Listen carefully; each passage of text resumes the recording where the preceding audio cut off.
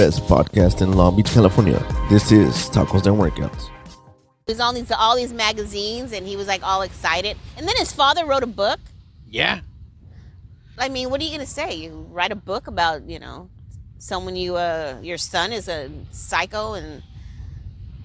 But did you hear that dad also told Jeffrey Dahmer's, I know what you're going through because I used to have the same exact thoughts that you did. Yeah, but I never did it.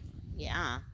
So he actually inherited his dad's genes, and that's why because he said I never heard voices telling me, I just did it. Because he wanted to do it, but then the moms was kind of like crazy because when she was pregnant, she was like on a lot of medication too. Yeah. So he would get he would get like sexually aroused, turned on, He would get hard-ons, I guess, killing him. So basically, I don't know, did he rape every one of his victims then after they were dead? I think so. After they were dead, he had his way with them. Yeah.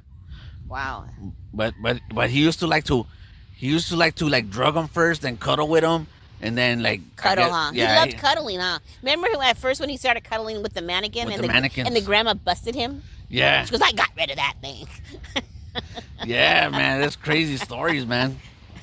I know, it's just like, wow. So he's been screwed up since he was like little. Because remember, his dad and him would get roadkill, and then they would whatever they do to it. But on one open it up. On one of the live tapes, he says in one of the live interviews, he goes, "There's nobody to blame but me." Yeah. He goes, "I did everything, on my own because I thought about it, and so there's no excuses." And it was a trip because when they showed that one guy, I don't know who he was at first, the other killer. Oh, Gacy? Gacy. Yeah. Remember when they were showing him and that other victim of his? I was going, who's this guy? What is this coming on? I guess did he dress as a clown or something? Yeah, I know who he was. I didn't know anything about that one, really. But yeah, I don't know, the whole.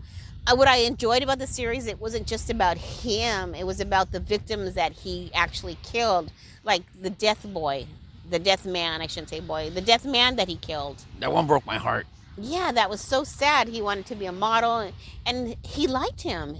He wanted to be his boyfriend because he was looking for love. Yeah. And they were getting along good. He was happy with him, but when he went back to get his keys, because he left. Yeah. He was upset because he left. Like you said, that's what his problem was. He didn't want anyone to leave him. And he said, I'm going to be back. Don't worry, and he killed him.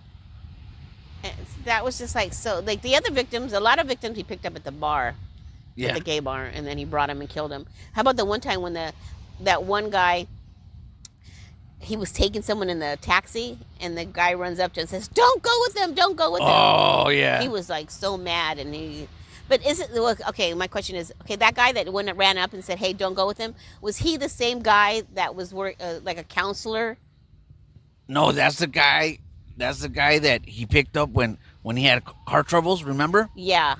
And oh yeah, he was a counselor. Yeah, okay. That's the one where the grandma, she kind of knew something was going on. She goes, I'm going to stay here. I'm going to stay here with him. I'm going to stay. That's the only thing that saved his life. Yeah. Is because the grandma said, I'm going to stay here until he wakes up. Because he only had like a couple sips of coffee. Yeah. And then he started to feel no goods. Yeah. Oh my gosh. It's such a crazy. You guys have to watch it just because of because of all the victims. I mean, because you see the victims, and that's what, You know what? I know about Gacy, and when I saw him, I already know who he was.